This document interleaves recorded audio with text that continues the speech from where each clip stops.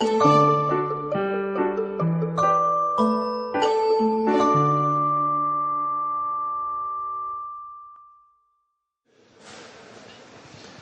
capítulo 15 do livro de Lucas,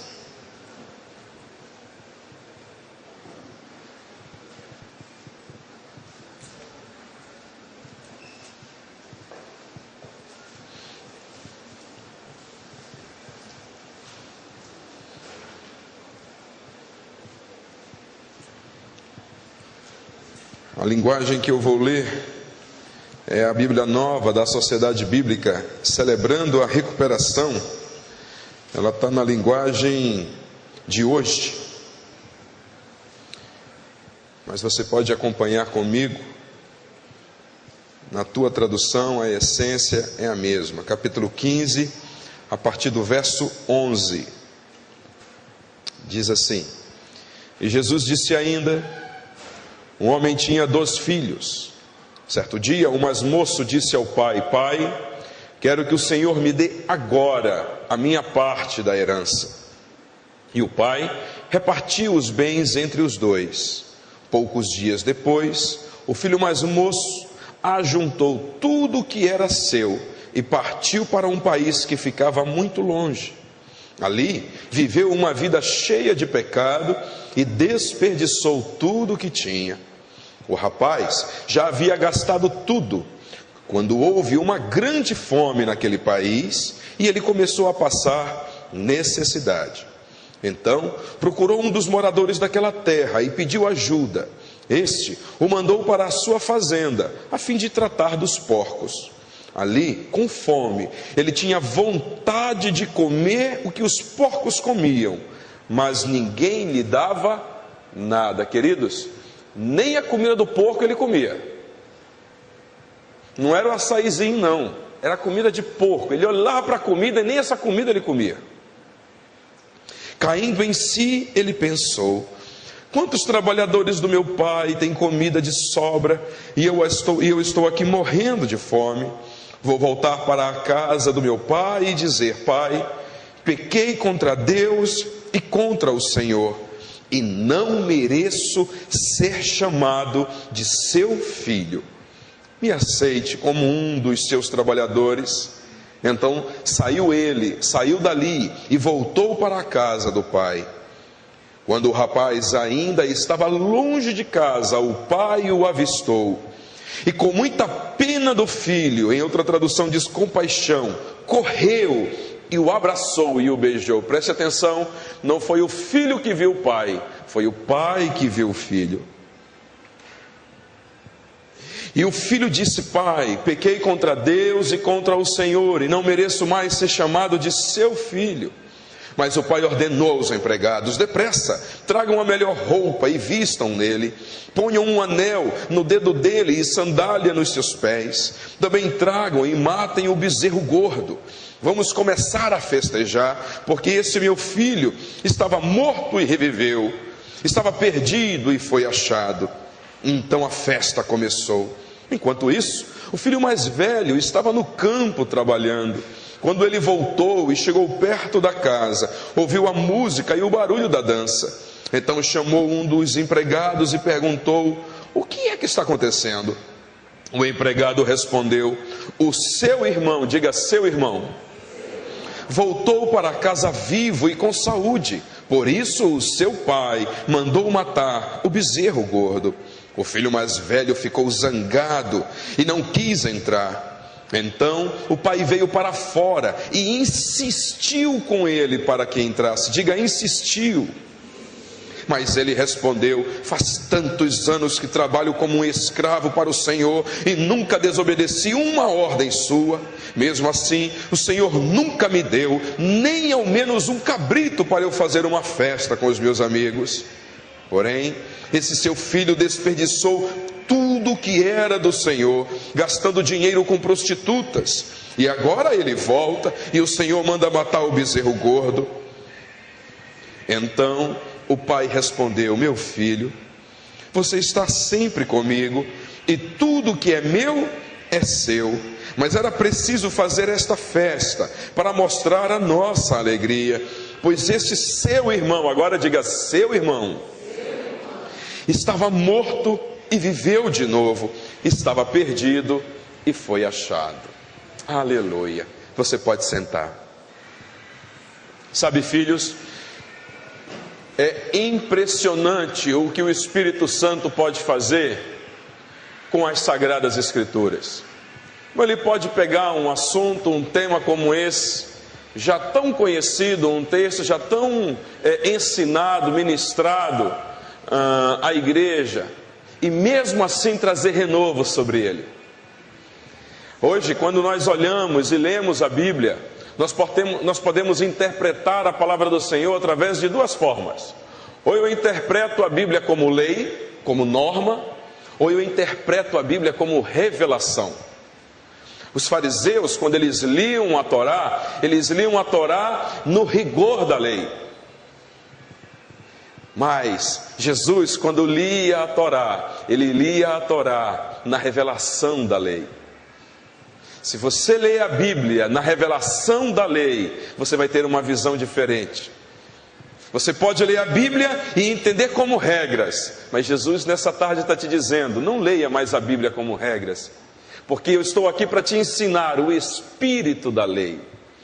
E não tem como você obedecer esse padrão de leitura bíblica que você que foi apresentado pelo Davi ainda há pouco, pelo pastor Davi. Não adianta você ler como regra, como um livro histórico. Quando você começar a meditar diariamente na palavra do Senhor, faça isso com prazer. Diga, Senhor, eu quero entender o espírito do que o Senhor está querendo dizer. O que está por trás das letras. Querido, deixa eu te dizer uma coisa, se você não for uma Bíblia viva em você, você vai ser uma letra morta. Então você interpreta, você entende o que está escrito de maneira viva e procura viver isso aqui, ou não vão passar de regras a você. E quando nós lemos esse texto aqui, a gente percebe que Jesus ele traz aqui esse texto na ótica de dois filhos. Na verdade eu consigo ver aqui três filhos. Eu vejo o filho credor, eu vejo o filho devedor, e eu vejo um filho que não está aqui diretamente, mas está intrínseco, é o filho liberto. É aquele filho que está entre linhas das palavras do pai e daquele que está narrando a história. Sabe, é impressionante como geralmente as pessoas chegam diante da cruz. Alguns chegam diante da cruz e ouvem a mensagem da cruz, recebem a mensagem da cruz, eles aceitam a mensagem da cruz, mas impressionante, dependendo do estado mental que ele estiver, ele vai entender errado a mensagem da cruz, mesmo tendo recebido. E dependendo de como você entender a mensagem da cruz, querido, ou isso vai te aproximar de Deus, ou vai te distanciar dele.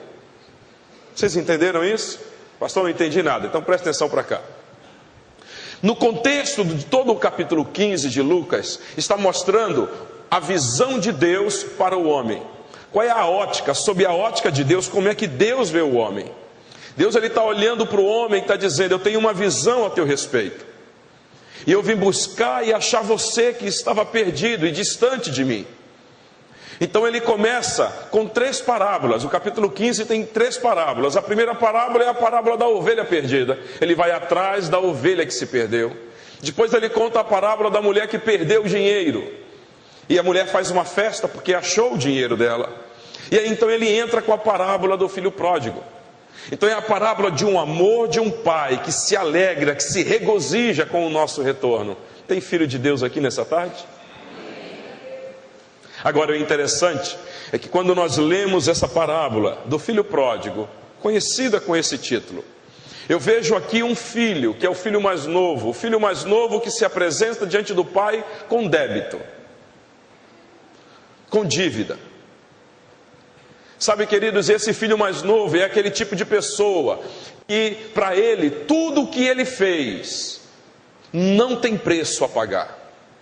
Todo o pecado que ele cometeu foi tão caro, que nada pode pagar.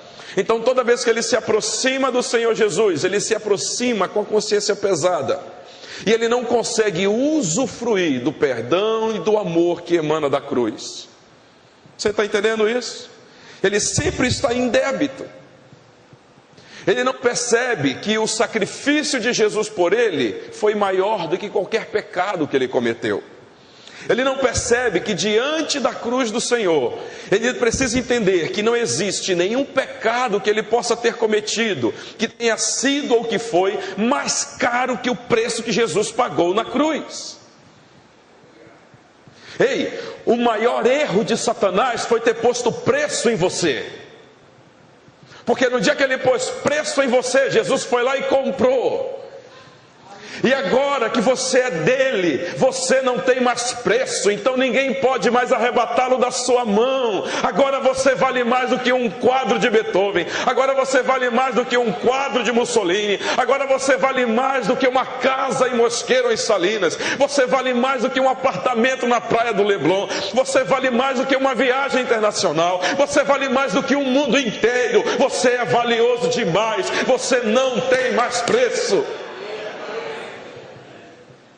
O filho devedor, ele não entende que diante da cruz não tem mais débito. Nada do que você fez, nenhum pecado que você cometeu, está cometendo ou possa cometer no futuro, não tenha sido pago pela cruz, não tenha sido pago pelo sangue que foi derramado no Calvário. Você está entendendo isso? Diante da cruz não tem mais débito, já foi pago. Agora, por outro lado, eu vejo a história do filho mais velho. O filho mais velho é aquele filho que aparece com crédito diante da cruz. É aquele filho credor, é aquele filho que acha que se ele fizer tudo certinho, não pisar na bola, ele tem crédito. Então ele se aproxima diante da cruz sempre com crédito. Então, se alguma coisa dá errado, se ele pisa na bola, ou melhor, se alguém pisa na bola com ele, se ele perde, se ele é contrariado, se alguma situação que ele passa e ele percebe que aquela situação gerou prejuízo para ele, ele foi prejudicado, ele perdeu alguém, perdeu algum ente querido, ele, pelo que ele faz, ele se aproxima diante da cruz e diz: ei, eu tenho direitos a exigir. É aquele tipo de filho que acha que a salvação é pelo que ele faz. E ele não entende que diante da cruz não tem crédito. Diante da cruz, santo, ninguém pode chegar com crédito. Nada do que você faça, não existe nada que você faça que possa gerar diante da cruz crédito. Você não entendeu? Presta atenção para cá.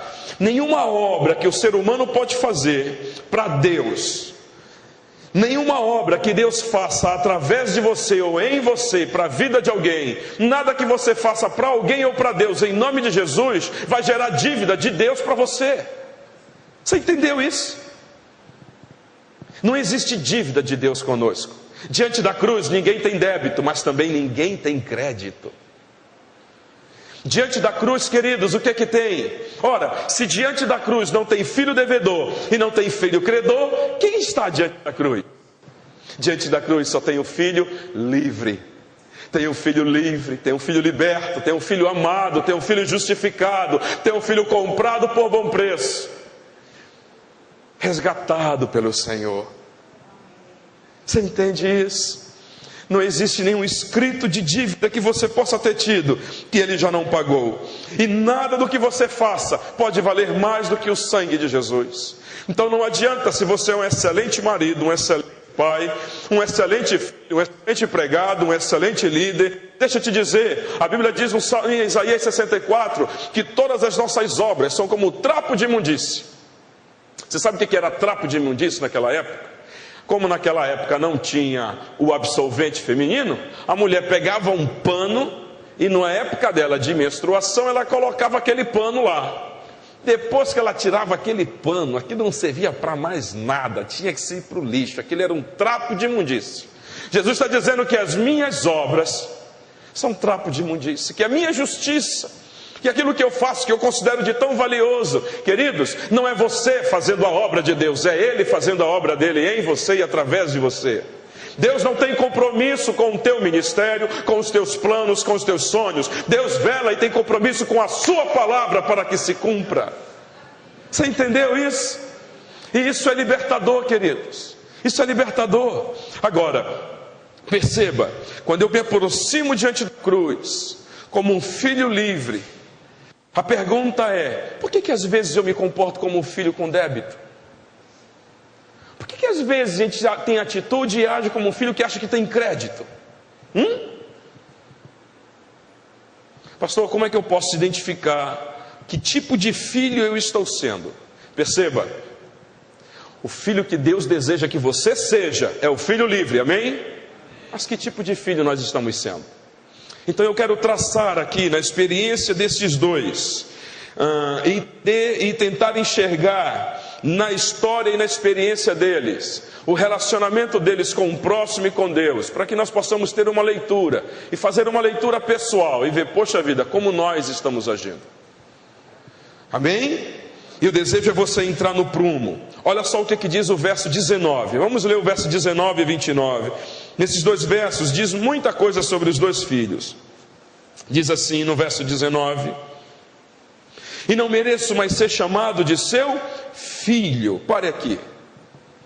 Essa expressão, não mereço mais ser chamado de teu filho, por trás dela tem um sentimento de ilegitimidade. Eu não sou mais filho. O que eu fiz foi tão grave, mas tão grave, que eu perdi a minha identidade. Ei, presta atenção. Existe uma grande diferença entre culpa e vergonha. A culpa é algo que você cometeu algum erro, alguma falha, e você foi responsável por aquilo, pelas consequências que da tua atitude redundou.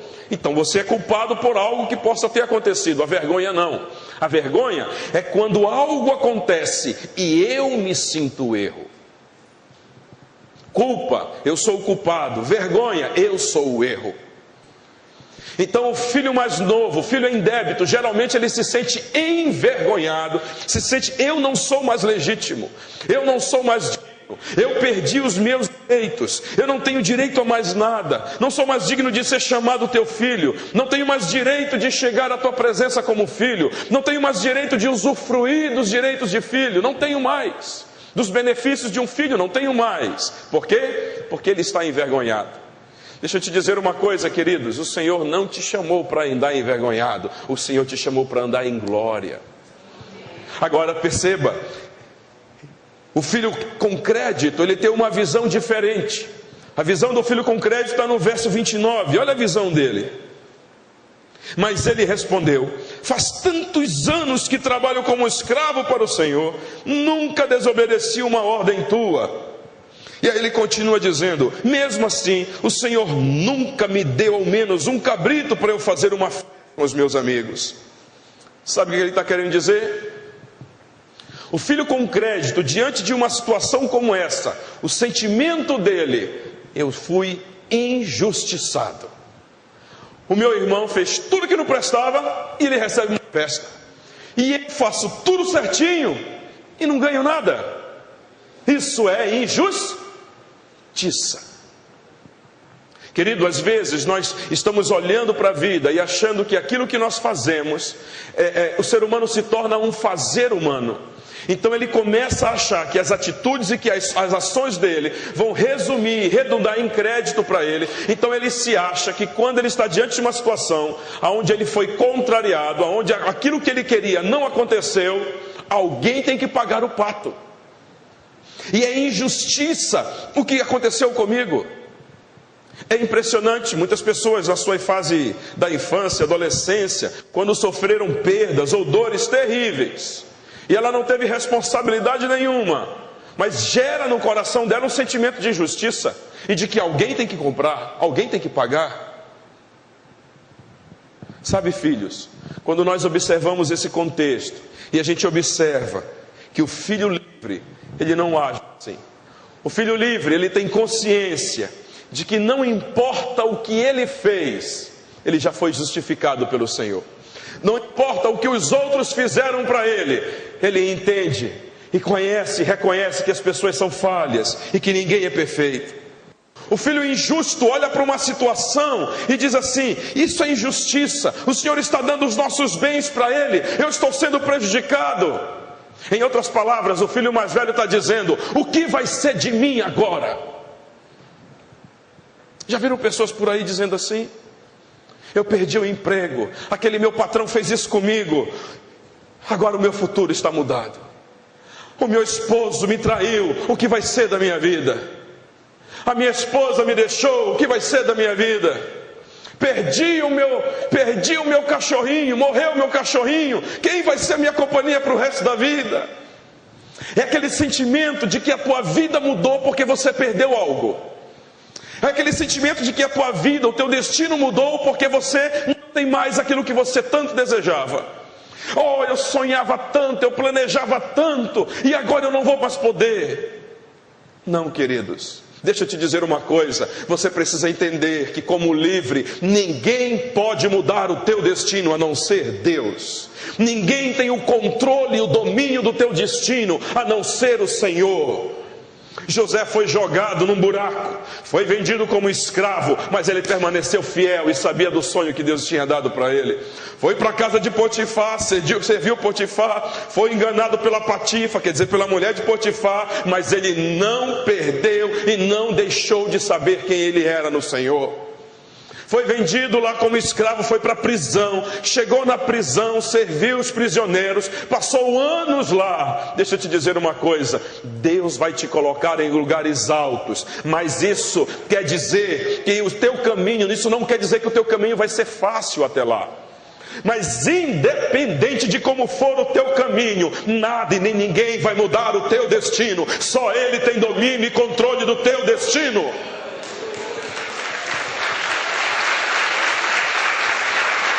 Ele é o teu Senhor.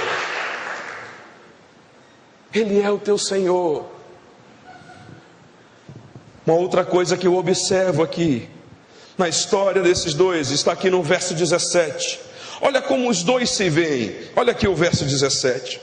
Diz assim: caindo em si ele pensou: quantos trabalhadores do meu pai têm comida de sobra, e eu estou aqui comendo, eu estou aqui morrendo de fome. Vou voltar para a casa do meu pai e dizer: pai, pequei contra Deus e contra o Senhor, e não mereço mais. Para quê? Sabe, você reconhecer que pisou na bola, que errou, que cometeu uma gafe, que pecou, se arrepender, retornar, isso é perfeitamente importante e natural acontecer. À medida que o Espírito Santo vai nos convencendo de quem nós somos e do que nós estamos fazendo. Então o Espírito Santo chega geralmente conosco e diz: filho, não foi para isso que eu te chamei. Você não foi chamado para andar assim. Você não foi chamado para viver dessa forma. Eu tenho coisa melhor para você. Então você cai em si, reconhece e volta. Isso é normal acontecer. Mas o que eu vejo na figura desse filho mais novo aqui em débito, ele diz assim: pronto, quando eu voltar, eu vou chegar lá, eu vou dizer para o meu pai: pai, ó, eu pequei, o senhor me aceita de volta? Não, ele não diz isso. Ele diz: pai, eu pequei, eu quero voltar, mas por favor, o meu pecado foi tão grave, mas tão grave, que eu não posso mais ser teu filho. Sabe, queridos, é impressionante como o filho em débito constantemente se cobra. Ele cobra muito de si. Para o filho em débito, ele sempre é o problema. Para o filho em débito, nada do que ele faça vai ser suficiente. Para o filho que se sente em débito, ele se torna aquela pessoa que sempre se justifica fazendo. Ele trabalha na igreja, ele trabalha em casa, ele acorda cedo, ele dorme tarde, ele faz de tudo um pouco, ele ouve, ele empresta a vida dele, ele empresta o carro dele, ele acha que a vida dele é dar. Queridos, não estou dizendo que isso é errado. O que eu estou dizendo é que a motivação disso pode estar completamente destruindo a tua vida e deturpada no teu plano. Você entendeu isso, sim ou não? Então o filho que se cobra, ele se torna um fazer humano. Geralmente o filho que se cobra demais é aquele filho que ele minimiza os seus acertos e potencializa os seus erros. Ele não consegue ver aquilo que ele faz de bom, ele sempre enxerga aquilo que ele faz de mal. Agora é interessante o filho com crédito. O filho com crédito, ele age assim. Olha o que está escrito aqui no verso 29. O filho mais velho fica zangado e diz: este teu filho, verso 30, porém esse teu filho desperdiçou tudo o que era do Senhor. O Ele está querendo dizer aqui para o pai dele: pai, o senhor está errado. Pai, o senhor não deveria ter feito isso. Pai, como é que o senhor faz uma festa para esse garoto que desperdiçou tudo que era teu? Você está entendendo? O filho incrédito é aquele que cobra muito dos outros. É aquele que é uma cobrança para ele. Tudo que os outros fazem é imperfeito. Nada do que os outros fazem está bom. Ele sempre está criticando, sempre está apontando o erro e a falha. Então tem aqui alguma coisa acontecendo e alguém organizou uma festa e você pediu para que a festa fosse assim, assim, assim, e você consegue ver uma lâmpada queimada no meio da festa. Você esquece dos 99% bom e o filho incrédito olha aquela lâmpada queimada. O filho incrédito sempre está apontando a falha do outro. Para o filho incrédito, ele não tem paciência, ele exige muito dos outros. O filho incrédito é impressionante, ele minimiza os seus erros e potencializa os seus acertos. Para ele, o que ele faz é que é bom. Ele é o tal. Ele é banhado de orgulho e egoísmo. Sabe, queridos, o filho livre não. O livre, ele tem paciência com o erro dos outros. O filho livre, ele sabe que errar é humano. O filho livre não tem problema de viver a sua humanidade. Ei, querido, você foi chamado para ser homem. Deus te vê como homem, como mulher. Não queira ser aquilo que Deus não te chamou para ser. Deus olha para nós e sabe que nós somos falhos. Até Jesus, a palavra diz, ele obedeceu em tudo pelo que ele sofreu. Ele aprendeu a obediência através do sofrimento. Isso significa o quê? Que Deus sabe que a gente peca, que a gente erra, que a gente falha. Deus sabe que nós somos fracos. Não queira entender a matemática de Deus. O filho livre sabe que a realidade do céu é uma e da terra é outra. O filho com crédito, ele sempre vai ver na ótica humana, mas o livre, ele vê na ótica divina. Davi disse ainda há pouco, é dando que se recebe. Vai entender essa matemática? Aí a Bíblia continua, é o pobre que é rico, é o fraco que é forte, hein? É o que chora que se alegra. Como pode isso? Que matemática é essa? É a matemática do Senhor dizendo para mim e para você: eu olho você e eu vejo você como o céu vê, como você está se vendo. O filho livre, queridos, ele não se cobra e nem cobra os outros, porque ele sabe quem ele é em Cristo Jesus. Eu lembro de Jesus quando ele chegou diante de uma mulher que foi pega em pecado. Você lembra dessa história? Levaram a mulher até Jesus. Todos ali se sentiam incrédito de apontar o dedo para ela e dizer: ela foi pega em adultério, vamos matá-la. O que Jesus faz? Lança uma palavra sobre eles: aquele que não tem pecado, que atire a primeira pedra. Todo mundo vai embora, sobra Jesus e a mulher. E o que Jesus faz? Jesus é o filho livre, e como filho livre, ele diz para ela: querida, eu te perdoo, vai, não peque mais. Quem sou eu para condenar a quem Jesus justificou? Quem somos nós para condenar a quem Jesus salvou? Quem somos nós para condenar aquele que está do nosso lado e que vale mais do que o mundo inteiro? Ei, o sangue de Jesus não pagou só por você, o sangue de Jesus pagou por todos nós. Aleluia. Aleluia, porque Ele nos libertou e então somos verdadeiramente livres. Uma outra coisa que eu observo nesses dois filhos é uma visão completamente diferente sobre humildade. O filho mais novo, você percebe, nossa, ele vai falar com o pai, e aí então ele se humilha na presença do pai. E é bonito, de uma certa forma, ver essa humildade do coração do filho mais novo diante do pai. Mas você sabe o que eu observo? Geralmente, o filho em débito, ele mistura humildade com humilhação. Humildade, queridos, não é você ver menos de si, não é você pensar menos de si. Humildade é você pensar menos em si. E esse filho em débito aqui, ele pensa menos de si, ele se humilha. Filho em débito é impressionante, ele aceita ser um saco de pancada. É interessante como existem pessoas que apanham e não falam nada. Nossa, esse rapaz é tão humilde. Não é humildade não. É que ele acha que aquilo que ele fez foi tão grave que ele merece estar sofrendo aquela punição. O filho em débito, ele chora, é humilhado, mas ele não abre a boca para falar nada. Não reclama. Você sabe o que ele faz? Ele implode. Ele se transforma numa pessoa onde tudo aquilo, toda aquela carga emocional negativa, aquelas acusações, ele não rebate. Ele absolve tudo aquilo. O problema é que mais cedo ou mais tarde ele vai implodir. Implodir como, pastor? É simples. Começa a estourar tudo quanto é doença. Gastrite, úlcera, artrite, reumatismo. Vai estourando tudo quanto é enfermidade. Por quê?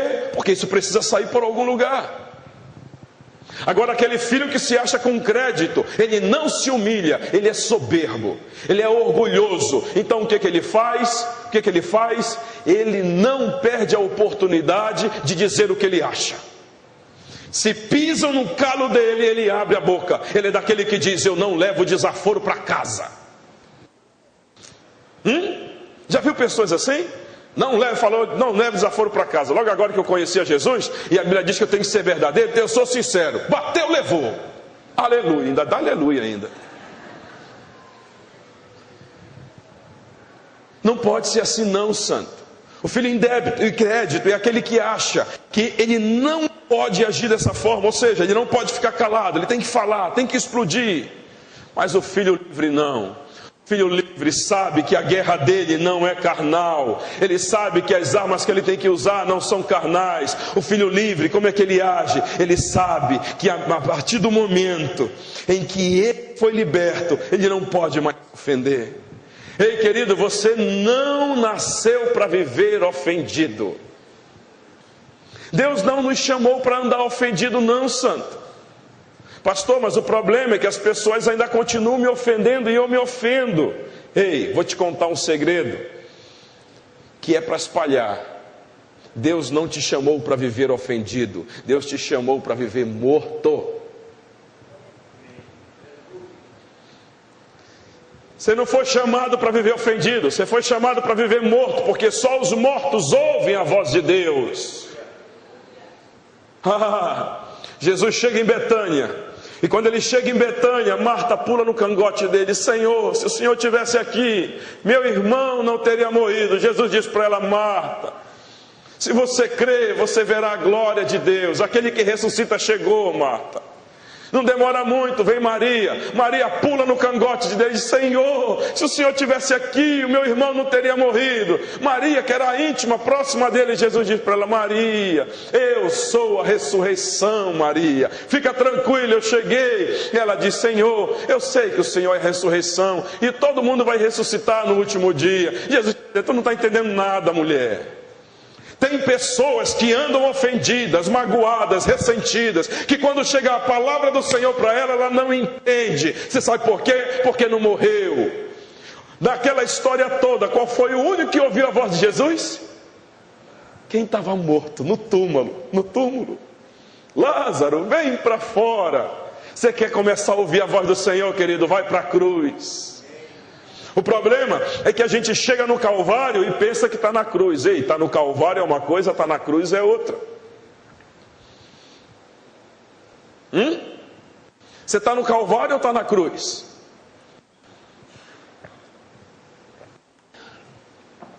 Lugar de morte é lugar de cruz. Mas o problema é que ninguém vai para a cruz sozinho. Então você está lá com os pregos da cruz na mão, andando ao redor da cruz, louvando, cantando, aleluia, glória a Deus, mas não vai para a cruz. Ei, meu irmão, para ser morto tem que estar na cruz. O problema é que ninguém vai para a cruz sozinho.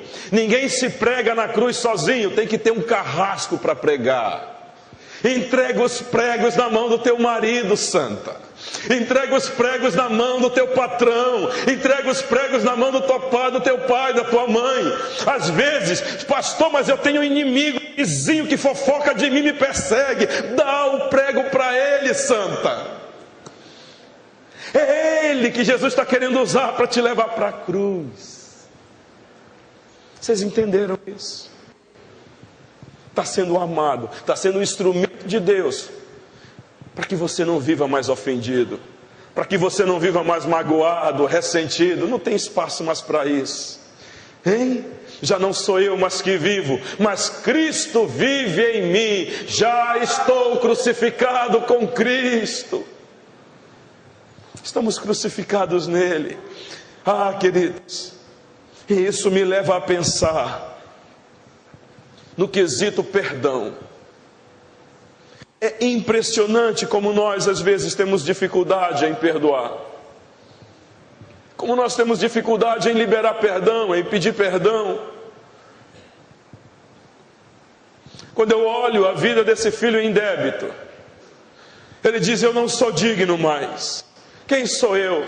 Em outras palavras, ele está dizendo: eu não consigo me perdoar pelo que eu fiz.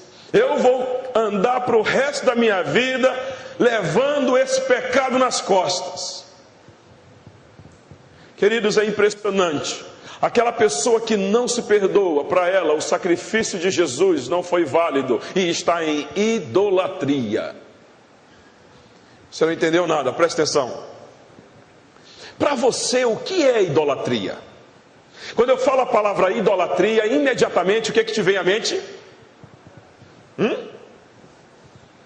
Uma imagem, sim ou não? O problema é que a nossa visão de idolatria, ela está deturpada, ou melhor, incompleta.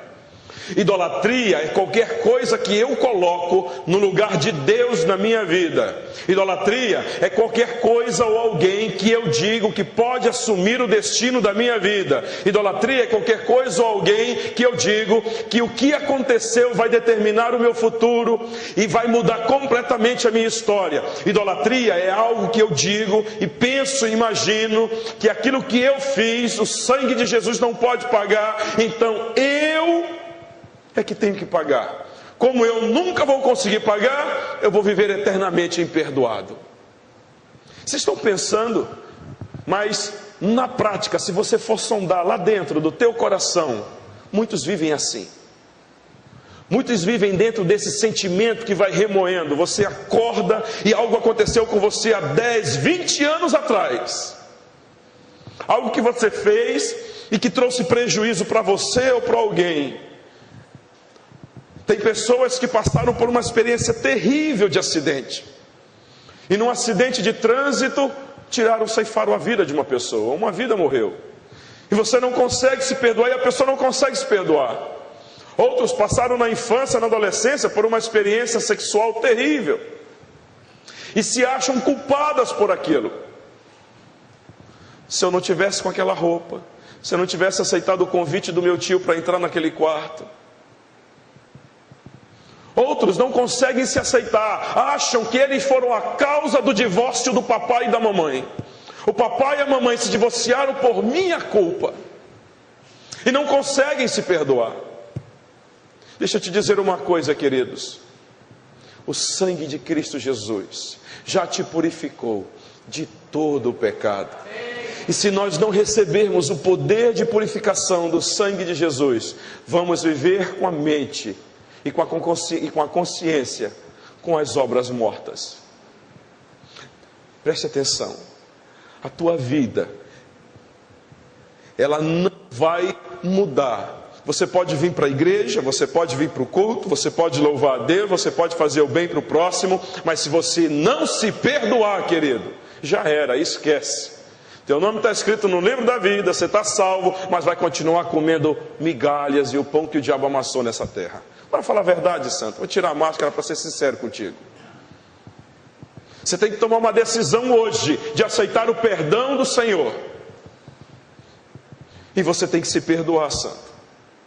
Porque Jesus não veio do céu à terra, não pagou o preço de sacrifício naquela cruz do Calvário, não morreu por você, não foi o Cordeiro perfeito de Deus, para que você continue se acusando.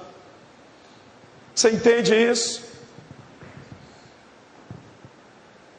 Agora, o filho incrédito é aquele filho que não consegue liberar perdão. O filho mais velho aqui, ele não conseguia liberar perdão para o irmão. Vocês lembram como é que ele chamava o irmão? Teu filho, já não era mais nem irmão dele. Tem pessoas que nós queremos muito bem, longe da gente. Ela lá, e esse lá é com bastante ar, e nós aqui. Eu perdoei. Já viu pessoas que dizem assim? Não, eu perdoo, mas ela lá e eu aqui. Eu perdoei, mas quando conta a história parece unha encravada. Alguém aqui já teve unha encravada? Ei, querido, você quer ter certeza que você já perdoou alguém? Pensa numa unha encravada. Você pega a tesourinha e vai lá e corta as pontas, né? Vai tirando tudinho. Quando você coloca o pé no chão, ainda dói. Se ainda dói, é porque ainda tem unha lá, sim ou não? Se você lembra do fato que aconteceu, se você lembra do que fizeram para você e ainda gera dor aqui dentro, se você não consegue ter um relacionamento íntimo com essa pessoa ainda, querido, deixa eu te dizer, é porque ainda tem unha cravada lá. Ainda não liberou 100%, ainda não perdoou 100%, e o perdão tem que ser 100%. Não adianta ser perdão parcial. Essa igreja aqui, ela tem uma coluna que a gente chama de coluna central. Se tirar essa coluna, todo mundo cai. Eu acho, particularmente, eu creio que a Bíblia tem uma coluna, e que se não tivesse essa coluna acontecido, ou melhor, construída, nada disso aqui valeria. E a gente estaria aqui como religiosos. Jesus está diante de uma multidão no Calvário, pendurado na cruz, diante daqueles que o ofenderam, que o machucaram, que o feriram. Jesus está diante de todos eles. O que é que Jesus diz lá? Pai, perdoa-os, eles não sabem o que fazem. Se Jesus não tivesse liberado o perdão, se Jesus não tivesse pedido perdão a Deus para a vida daqueles homens, o sacrifício dele não teria sido válido. Por quê? Porque o cordeiro tinha que ser sem mancha. Não tem como, queridos, exercer e ser aquilo que Deus sonha para nós se tiver mancha. Deus te chamou, queridos, para perdoar, para ser um perdoador. Eu fico imaginando a vida de Daniel. Daniel como é que Daniel conseguiu servir Nabucodonosor? Daniel teve sua casa destruída pelo rei, sua família destruída pelo rei, seus amigos foram mortos pelo rei, toda a sua cidade veio à ruína por esse rei, e Daniel foi servir esse rei. Como? Ele liberou perdão. Deixa eu te dizer uma coisa, só recebe autoridade quem perdoa. A autoridade, depois que Jesus liberou o perdão e pediu perdão ao Senhor pelos pecados do povo, o que foi que aconteceu? Todo o poder e autoridade é minha, foi dada sobre mim no céu e na terra. O que aconteceu com a vida de Daniel? Daniel foi um homem que foi o segundo na Babilônia. Quem governava era Faraó, ou melhor, quem governava era Nabucodonosor, mas quem tinha autoridade era ele. Em tempo de fartura, quem governa é Faraó, mas em tempo de escassez, quem governa é o Zé. Em tempo de fartura, o governo e o domínio está na mão de Faraó, mas em tempo de escassez, quem tem autoridade é o José. Tem José aqui nessa tarde? Querido, você precisa ser o José dessa geração. Mas como? Precisa liberar perdão para os irmãos. Você precisa ser livre. Você foi chamado para ser livre, não para ficar preso. Não deixa mais essa mentira corroer a tua alma. O filho incrédito, ele tem dificuldade de liberar perdão e tem dificuldade de pedir perdão também. Você sabia? Ele não consegue pedir perdão. Para ele pedir perdão é humilhação. Pisa na bola, erra, machuca o coração das pessoas, mas não pede perdão. No máximo chega lá, faz um agrado, dá um presentinho. Não é isso não, santo. Tem que pedir perdão. Tem que abrir a boca para o filho quando machuca o filho e pedir perdão para o filho. tem que pedir perdão para o cônjuge, tem que pedir perdão, tem que abrir a boca e entender que isso não vai diminuir você, isso não vai mudar a tua vida e não vai mudar quem você é. Amém? O filho em crédito e o filho em débito também tem uma visão diferente de relacionamento com Deus. Como tem sido o teu relacionamento com o Senhor como filho? Fechou 2015, começou 2016, numa escala de 0 a 10, como é que está o teu relacionamento com o Senhor? A média da igreja está dando 2, 3, 5. Deixa eu te dizer uma coisa, o filho em débito, o relacionamento com Deus é baseado no medo. Então ele vem à igreja por medo, ele oferta por medo, ele ora por medo, ele lê a palavra por medo. Não, tem que seguir isso aqui que o pastor mandou, caso contrário, o que Deus vai fazer comigo? Vai vir com um chicote lá de cima. Tem filho que chega na presença de Deus na oração com aquela mente cauterizada pelo medo. Sempre se sente em débito com Ele. Então tudo que ele faz é por medo. Pode ser assim não, santo. Teu relacionamento com Deus não tem como base o medo.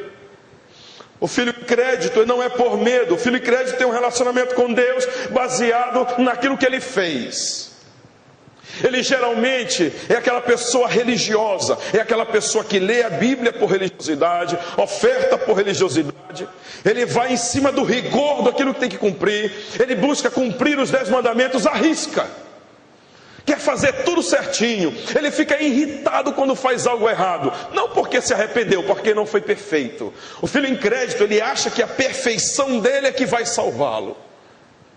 Então o relacionamento dele com Deus é baseado em fazer tudo certinho para poder ter crédito diante de Deus. Ele esquece que diante da cruz ninguém tem crédito.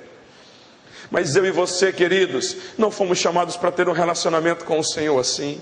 Nosso relacionamento com o Senhor é um relacionamento de liberdade. Então eu obedeço por amor, eu oro por amor, eu falo a vontade de Deus para a minha vida e para a vida dos outros por amor, eu oferto por generosidade.